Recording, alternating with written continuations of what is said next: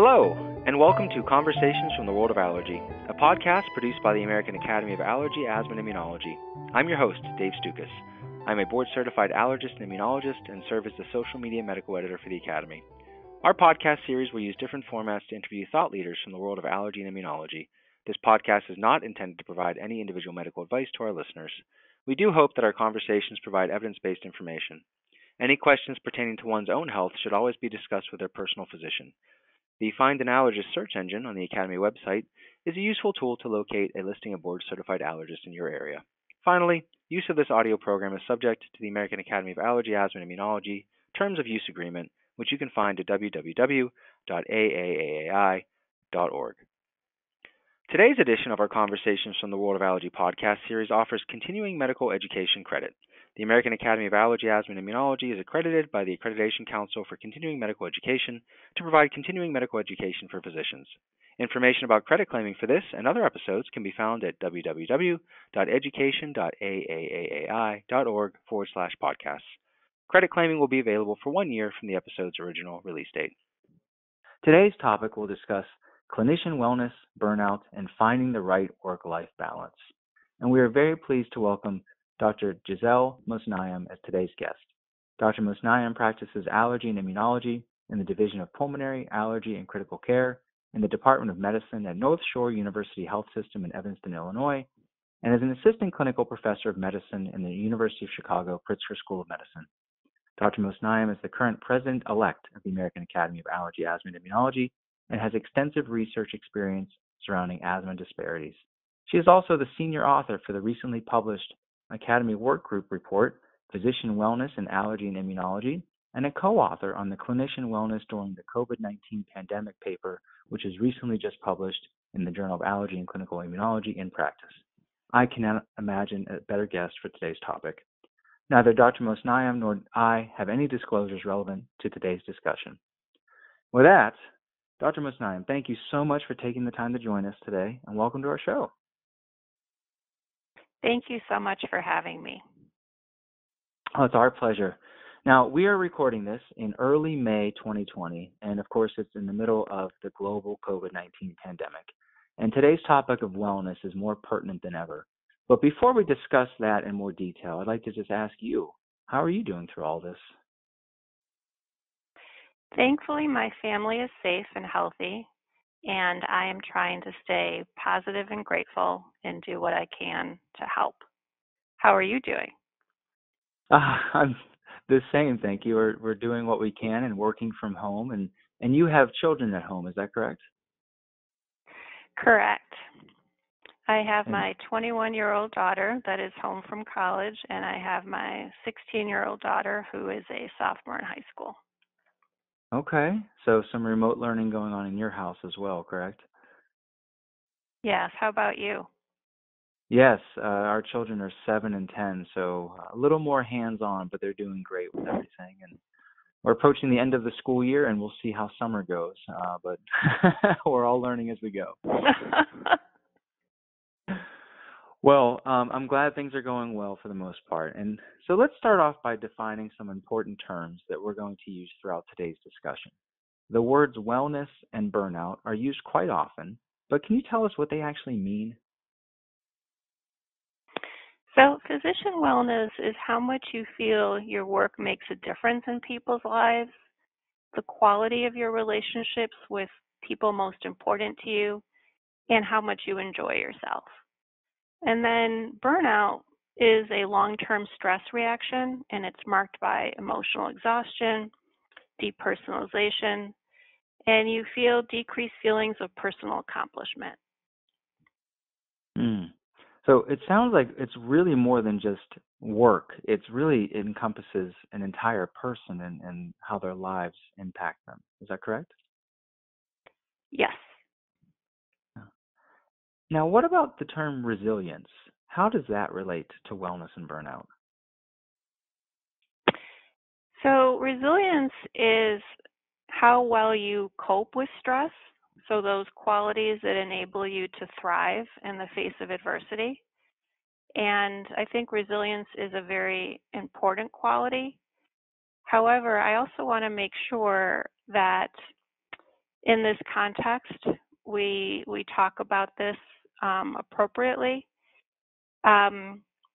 Resilience training is a viable solution if the underlying problem is a lack of individual resilience. However, if the problems are with the healthcare system and the working conditions, making someone more resilient is not going to solve the problem. So assigning resiliency training to physicians who are already overworked is not the right message. It's telling physicians that they are the problem as opposed to organizational structure. And it's also telling them that there's a simple solution, just, that it's about them when really there need to be system changes. That's. I'm really glad that you separated that out. And I think, a lot of our listeners and myself especially, we sometimes receive these tone-deaf messages from well-intentioned employers that say mandatory wellness meetings or things along those lines when we're all stressed. So I really like that you put that in that context. Now, do we have any data that we can use to inform us regarding how pervasive burnout is among physicians and healthcare workers? Yes, when you look at the literature, there is some variation depending on which sources you look at. But overall, the rate of burnout among U.S. physicians varies between about 45 and 54%. So half of all physicians report or are classified as having burnout. Is that accurate? Yes. Wow. Why? What are some of the reasons? Do we have any idea why physicians and medical professionals are at risk for burnout? I mean, that's just extraordinary. It is, and I had some preconceived notions, and I was wrong, so I can share some of those with you. Sure. So at first I thought, well, maybe it's because we have this very long and rigorous training. We go through medical school and residency, and for allergy immunology, we go through fellowship. So I thought, well, maybe it's because we've invested so many additional years in training. But actually, when you look at other professions, such as people with a JD or PhD, that additional training protects against burnout in professions outside of medicine, but it does not when it pertains to medicine. And then the other thing I thought, well, maybe it's because we work so many hours. But when you look at studies that control for age, sex, relationship status, and hours worked per week, physicians report higher rates of burnout. So we can't say that it's simply because we work more. So when you look at studies, for example, out of the Agency for Healthcare Quality and Research, they cite specific factors that are unique to medicine, such as the fact that we lack control of pace, we have time pressures, we're working in a chaotic environment, we have the administrative burden of the electronic medical record documentation, and also organizational culture. So those are some of the specific factors.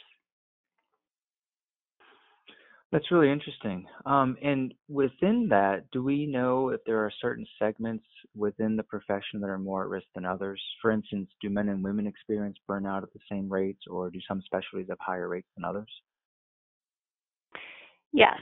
So if you look across specialties, according to a 2020 Medscape survey, there were over 15,000 physicians participating across 29 specialties. There were higher rates of burnout in urology, neurology, nephrology, endocrine, and family medicine, and specialties reporting the lowest rates of burnout included preventive medicine, ophthalmology, orthopedic, psychiatry, and ENT. And allergy was kind of in the middle, so we're not at either extreme. And then if you look at specific groups that report higher rates of burnout, female physicians have a 30 to 60% increased odds of experiencing burnout. But if you look at other studies, gender is not consistently an independent predictor of burnout after you adjust for other factors. And a couple of other things which I thought were interesting is younger physicians are 200% more likely to experience burnout compared to their older peers. And physicians that have a child 21 years of age or younger in the household are also at an increased rate of experiencing burnout. Now, I know a lot of these surveys are not necessarily designed to assess causality, and it's more correlation and association. But what are your thoughts on some of those, findings and factors that seem to be related with higher or maybe even lower rates of burnout? Is it more just extension of responsibilities outside of work and inside the home in regards to being a parent or children or things like that? Or do you have any thoughts along those lines? My personal thoughts is that, yes, when you have not only the work responsibilities, but also the home responsibilities, then there's more emotional exhaustion. You give a lot to your patients at work, and then you're giving a lot to children, elderly parents at home, and so you're kind of in the middle there. Mm. As an aside, and we're going to talk more about specifics during the pandemic, but I noticed this myself actually just this week of I don't have the buffer anymore that I once had of during my commute. And I would see patients all day long. And as you mentioned, you're tired and you give and you give and you give. And then I have that 30 minutes typically before I walk in to my children and my wife and, want to be attentive for them. But that's now gone. So it took me 6 weeks to realize that. But yeah, it's just you sort of have this continuation of giving and giving and giving, and it just drains you out. I don't know if you've had a similar experience or not. Yes. Right now, I think we are all very, very stressed, trying to cope at work, trying to cope with all the changes at home. Um, so absolutely, I can relate to that. Yeah. Now, you brought up some of these great key factors that seem to contribute or be associated with burnout for medical professionals and physicians specifically. But are there different stages that people can go through if they're becoming burned out, or is it one size fits all? Is it just the switch gets flipped and you say, "Yep, now I'm burned out," or tell us a little bit more about that. So there are different stages of burnout. At the beginning, your stress varies from day to day, but you never really become symptomatic. So you have good days and bad days, but no true symptoms. And then in phase two, you're feeling tired, exhausted, you start to become more cynical, and it becomes more often than not. You're just hanging in there trying to do the best you can and convince yourself that this is how all doctors feel. And then you get to phase three. So here, burnout is really having a major impact on your career and your quality of life. And you say to yourself, I just can't go on like this. And you start thinking about leaving medicine or maybe self-medicating with drugs or alcohol, and the quality of your personal relationships can suffer. Wow. So not necessarily continuum, but definitely different levels of impact, some more subtle than others. And I think we're going to talk a lot more about some of the signs and symptoms that people can be aware of in themselves and others, but that's a great way to kind of at least frame that for the next part of our discussion here. Now, going back to what we just touched upon, you talked a lot about risk, and with this current COVID-19 pandemic, we have all just changed everything about our lives, our personal lives, our professional lives, and as physicians and medical professionals, we're faced with challenges we didn't even foresee 6 weeks ago. And so, can you describe how some of that can really impact our own wellness and potentially contribute to burnout? Absolutely. So, there are some specific domains or areas of our lives where we can look at this. So if we look at patient care, we were all concerned that the healthcare system was going to be overwhelmed. We weren't going to have enough ventilators and ICU beds or doctors to take care of patients. And like many allergists across the country, I was in a labor pool and could be called to take care of inpatients. Now, I haven't done inpatient internal medicine in 20 years, so I was prepared to do it because we had to, but thankfully I was not called, but colleagues in my practice did get called in, and they were taking care of internal medicine patients on the floors. And then you think of your own personal safety. So at our institution and many places across the country, there weren't enough masks and gloves, and we needed to take care of patients, but we didn't feel that we necessarily had the proper PPE. And so then you're concerned that you're going to expose yourself to COVID, you're going to bring that home and expose your family members, and I think that caused a lot of anxiety. And then finally, finances. There's short and long-term financial implications. Private practices, my husband is in private practice, and people in private practice have had to cut salaries and staff. And personally, I work for a large institution, and we're being required to take PTO days, and we will be taking pay cuts. And we realize that this is happening across the country, and this is a very unsettling aspect. And then you have all the stressors at home. Like you said, your kids are younger, and you're having to deal with making sure that they're doing their online learning, that they're maintaining their routines, their mental health. And my 21-year-old daughter was studying abroad in Spain, and I had to get her home quickly and worry about that. And her summer internship, we worry about that. And then my younger daughter, who's a sophomore in high school, we worry about, will she be able to take the tests for college? How is the whole college application process going to go?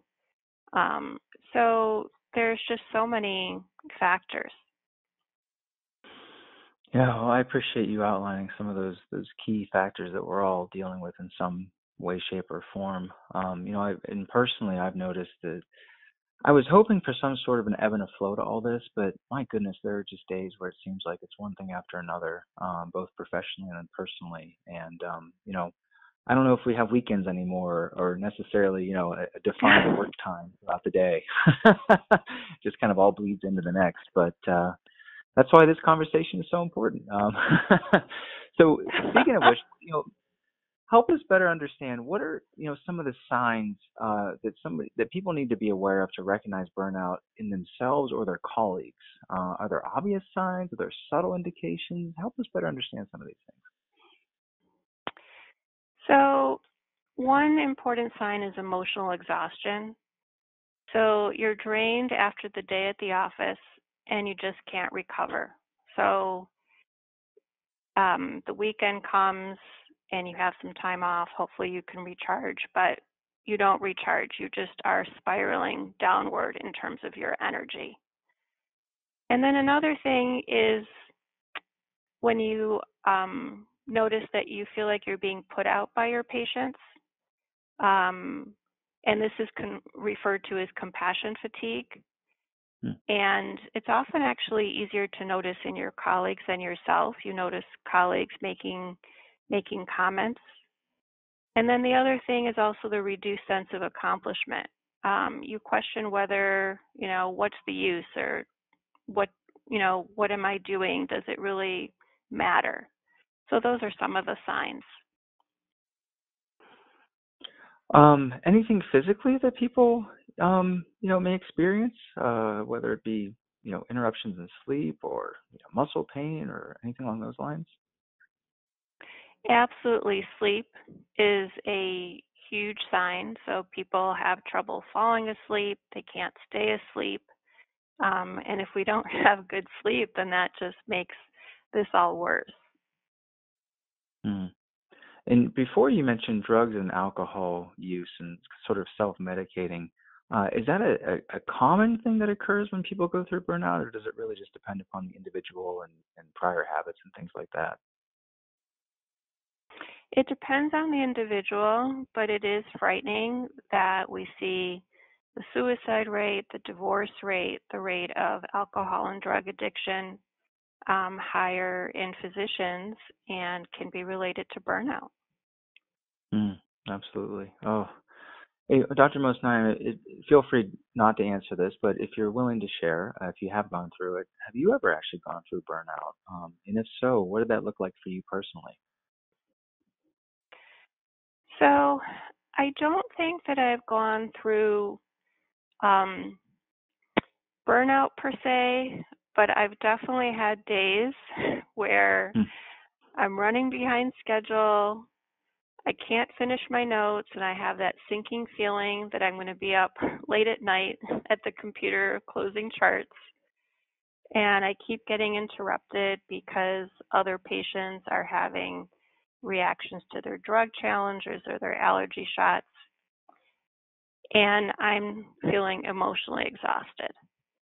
mm, And what I do is before I go into the next patient room, I force myself to take a deep breath and to pause and remind myself why I went into medicine and that I need to be able to demonstrate empathy and compassion for each patient. And I also try to think about how it feels when I take a family member to the doctor. And that kind of grounds me, but definitely have those days. mm. Yeah, that's fantastic advice, and I agree with you 100%. The person on the other side of the door waiting for us in the exam room, they don't care what we're going through. They need our help. And so, as hard as it is, for us to be our best version of our professional selves for each and every patient, boy, that can take a toll over time. Was that something that do you think that you were experiencing these things for a long period of time before you were able to recognize it and sort of be proactive in addressing it, or was it something that you seemed to notice relatively soon when these things started happening? Um, I think I noticed it. I think I noticed it relatively soon, but it took me a while to think about it and process it and be able to label it and Mm. then be able to act on it. Yeah, that makes sense. I appreciate you sharing that. Thank you. I know it's going to be helpful for a lot of folks listening just to hear your perspective on that. Now, I want to go back to something you mentioned before because I think it's really important and the external factors that contribute to burnout. And everybody's going to be in a different situation. But what are some general things that people can change regarding their professional responsibilities if they are burned out or worried about becoming burned out? So um, the Academy has an excellent online toolkit that addresses some of these issues. I'd like to highlight just a couple of them. Mm-hmm. So the first one is optimize the use of technology. So I think as physicians, we are perfectionists. We had to be excellent students and had to be very conscientious and always want to do things perfectly. But when it comes to writing notes, you really have to reevaluate the purpose of the physician note in the EMR, and you have to be able to abandon perfection in order to regain time. So I do recommend setting aside all social media, all technology, and sitting in front of your computer and just focusing and making sure that all the clinical information is there, but a lot of information is excessive and could be abbreviated. So again, making sure when you're doing charts to be focused and do good charts, but not spending excessive time. Another thing is in our practice, we have over 70% of patients using the patient portal. So rather than having to call people to tell them about lab test results or things like that, if they're on the portal, you can message them, which is much faster. And then make sure and use those specialty-specific templates and smart phrases. If you're doing the same note over and over again, use a smart phrase. And another thing I found very helpful is I try to meet with our Epic trainer once a month to once a quarter, and I get a report of my usage. How much time am I free texting? How much are smart phrases? How much time am I using the medical record outside of clinical hours? And get their feedback on how you can become more efficient. Spending some of this time up front can save you so much time in documentation. So that is one huge area where I think you can make a difference, and you can be proactive about that. And then another area is that I think that physicians feel there's a lack of sense of community and we feel isolated. I think in the past we used to pick up the phone and talk to each other about consults, and now everything is through the electronic medical record. I know that on days when I'm in the office with colleagues, it's a much more enjoyable day.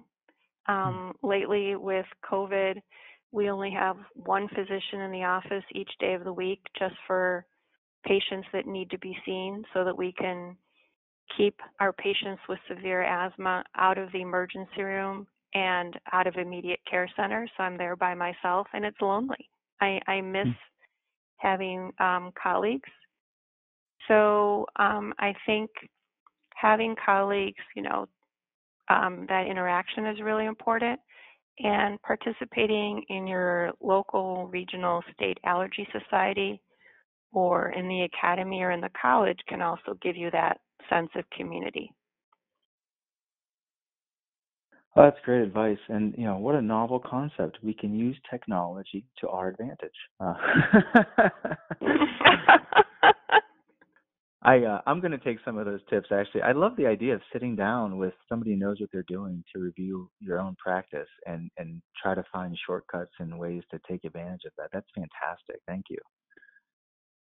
Now, what about with personal wellness? What are some of the things that any of us can do to really, focus on and improve upon our own personal wellness? So I also think that the Quad AI online wellness toolkit is very helpful in this regard. It gives excellent tips and resources to help you achieve your wellness goals in the areas of getting enough sleep, practicing mindfulness, maintaining good nutrition, exercise, and focusing on relationships. And if you don't mind, do you have any personal practices that you like to share with our listeners, including things that you do daily that you found to be helpful, or anything that you try to do when your tank seems to be running lower than usual? The things that re-energize me is being with my family. So I love to take a walk down to the lakefront with my husband, or maybe just go get coffee with one of my daughters. Those things make me happy. And do you still find that during the quarantine? So, for example, yesterday, I went for a walk with my daughter after dinner, and that definitely helped me to recharge. On the weekends, my husband and I have been going for these amazing 2-hour walks. Oh. So I think we're trying to make sure that we are focusing on family. We're never going to get this time back, so we definitely want to make the most of it. I love that you said that. I agree. Even on days when I feel stressed, it is sort of this mixed blessing, right? And the silver lining behind all of this chaos of we have all this time with our families or the people that we're at home with that we, either took for granted before or didn't appreciate necessarily. So I agree 100%.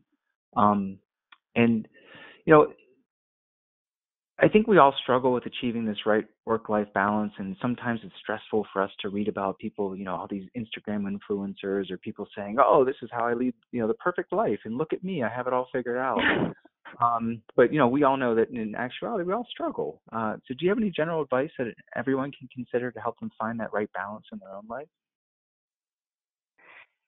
So I feel very strongly that there are no set rules here, Mm. and don't be too hard on yourself. So I think it's important for each of us to define our own work-life balance and accept that it changes over time. I think when my kids were little, it was very different than it is now. And also in terms of work and family and personal interests, that's very unique for each person, and you have to find what's right for you. And you mentioned the online toolkit, which is fantastic, but what are some other ways that the Academy is working to improve the overall wellness of our members and practicing allergists?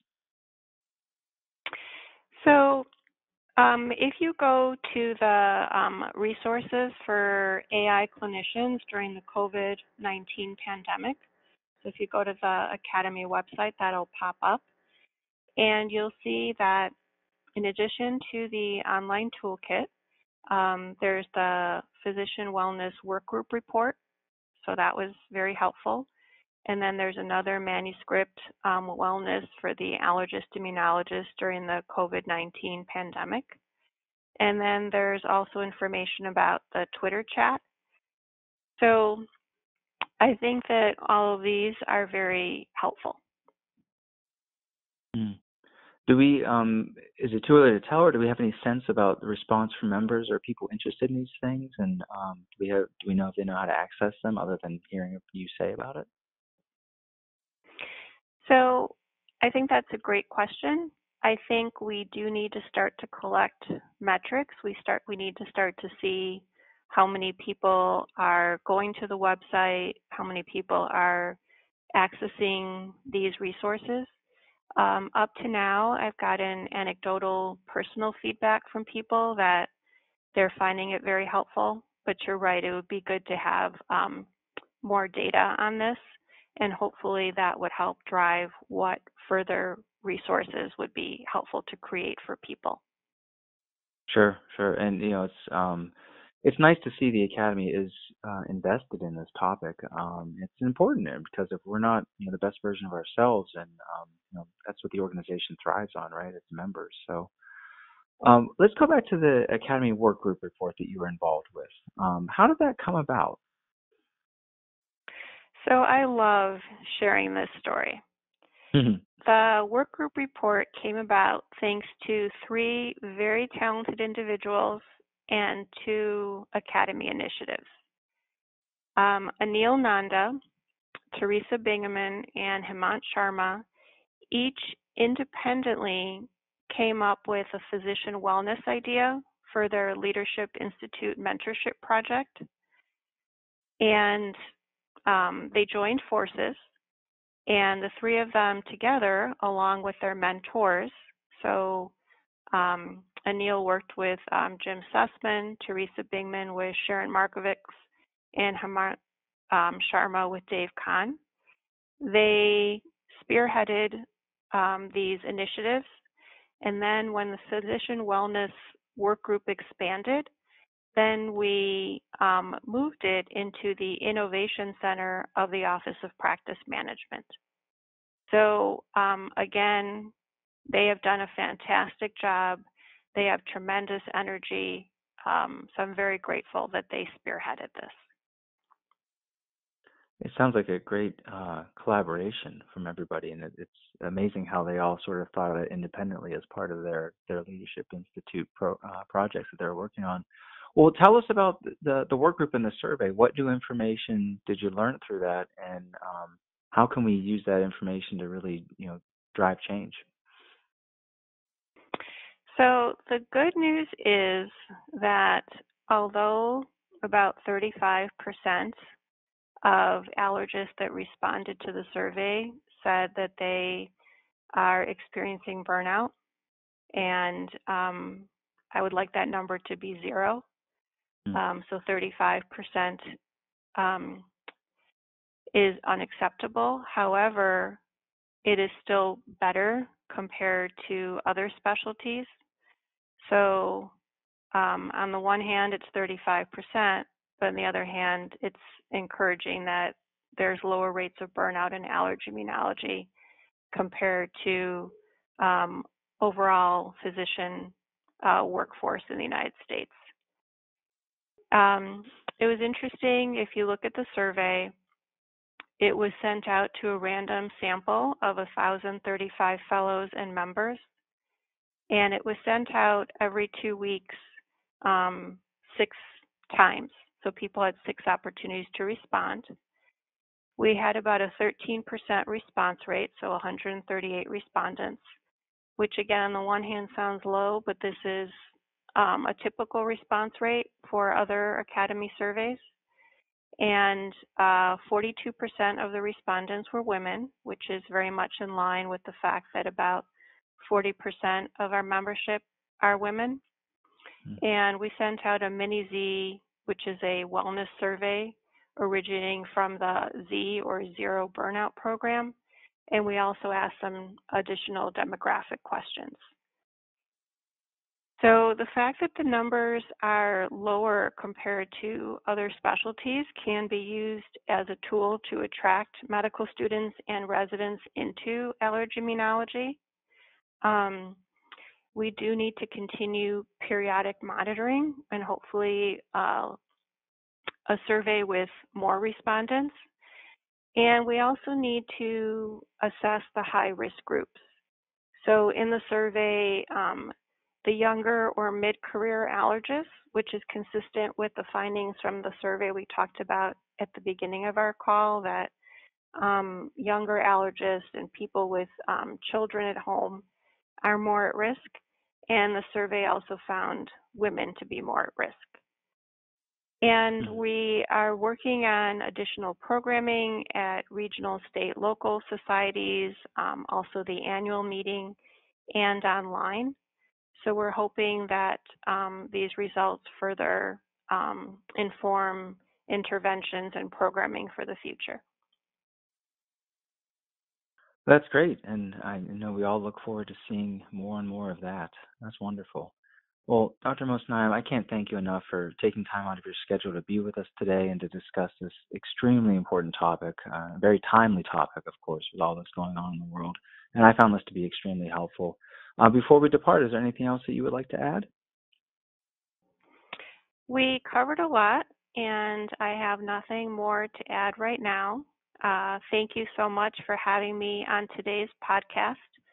I greatly enjoyed our conversation, and I hope it was helpful for our listeners. Yeah, I'm sure it will be. Thank you again. We hope you enjoyed listening to today's episode. Information about credit claiming for this and other episodes can be found at www.education.aaaai.org/podcasts. Credit claiming will be available for 1 year from the episode's original release date. Please visit www.aaaai.org for show notes and any pertinent links from today's conversation, including the Academy's extensive online resources surrounding both clinician wellness and the COVID-19 pandemic.